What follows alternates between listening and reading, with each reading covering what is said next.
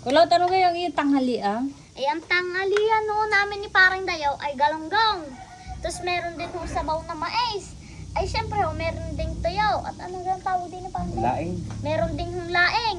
Ay, kung meron akong galunggong, ay mas paborito ko talaga ang tuyo. Kaya nagpaluto pa ho ako sa inay. Ay, tingnan nyo naman kasarap ng kain namin ni Parang Dayaw. Ay, kami ho ay sawa na sa baboy at manok eh. Kaya, puro isda at gulay na lang ho kami ngayon. Tara ho, kain ho tayo mga kalot. At ako Bakit? ay- Naumay ka na sa karne? Ay, uha, pag ako nasa Maynila ay bawal hong magluto ng tuyo. Ay, di ngayon ho ay sinusulit ko ng pagkain ng tuyo. Ah, tayo si parang daw yung seryoso.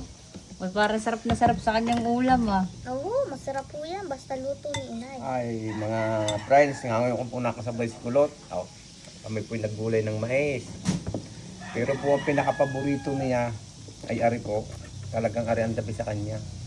Awot. Ngayon po may isda din hindi po pinapakalaman na eh. Meron po laing. Ay hindi ko po alam ka rin batang kare at nahilig sa tuyo. Ayan po, sinawsaw na sa suka. Yan, sinira na. Oh, ano ka sausawan mo yan? Hmm. Suka na may? So, kaya may bawang na dinik-dik ng siko ng inay. Oh, so sige, pag-alok na kayo ng pagkain. Hindi ho, kain ho tayo mga kulaw. Kain na kayo. Ay, sarap ng mais na gulay.